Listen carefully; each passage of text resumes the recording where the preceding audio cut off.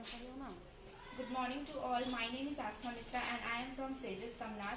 As we have got the topic on calculation of carbon footprint, we have prepared one file on calculation of carbon footprint under the guidance of our teachers.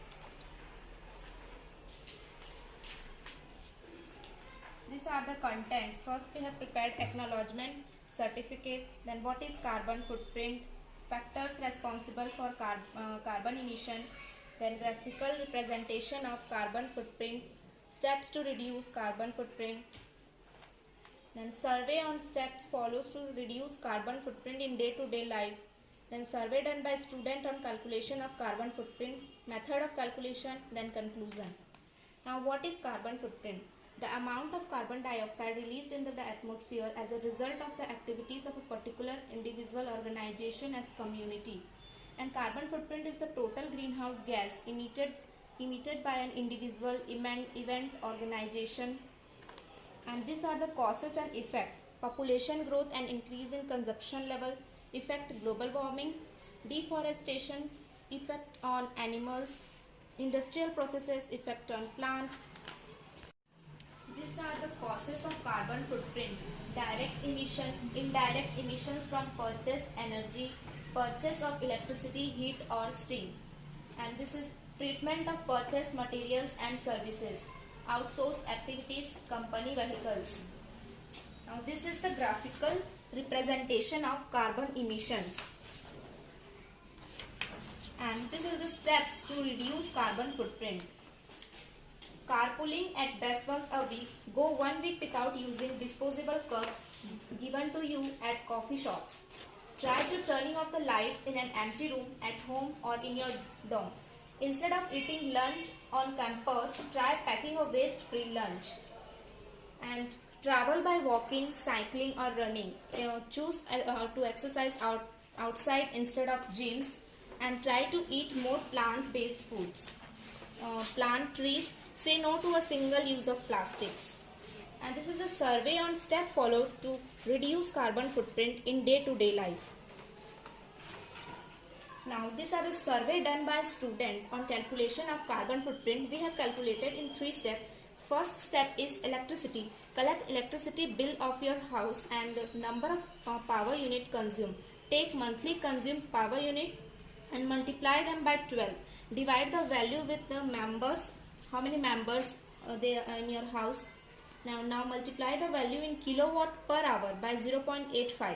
Then the calculated value will be the emission of carbon. That is equal to kg of CO2. Second step is transport. Add number of liter of petrol or diesel family used in car, motor or scooter. In year take average value. Then in case of petrol in liter per year, multiply the value with 2.296. And in case of diesel, multiply it by 2.653.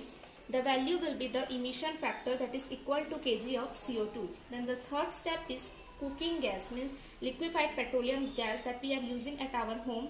Generally one LPG cylinder has 14 kg of liquefied petroleum gas. Then multiply the number of cylinders used at your place in a year by 14.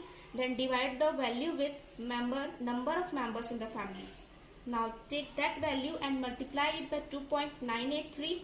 Then the value will be the emission factor, that is equal to kg of CO2. Now add value step 1, step 2 and step 3. This will be your final value of emission factor, that is equal to kg of CO2. Divide the value with 1000 so that you get total carbon footprint in ton. And survey done by us higher secondary students on calculations 2. We have calculated on these 3 steps in emission of carbon in tons. We have calculated it in tons of CO2.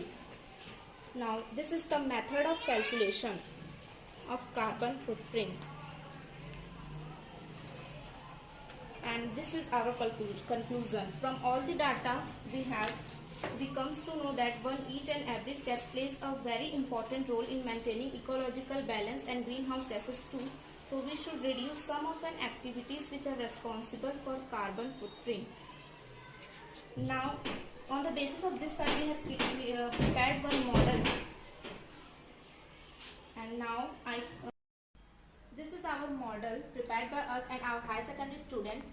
This is solar plate which converts heat energy into electrical energy, and this is windmill which converts wind energy into electrical energy. And here is our hydroelectricity generation which converts potential energy into electrical energy. And here is our charging stations where the electric vehicles get charged. So petrol and diesel will not be used and carbon will not be emitted. Here electric vehicles get charged, and these are some of the resources which reduce the carbon emission in our daily lives. Thank you.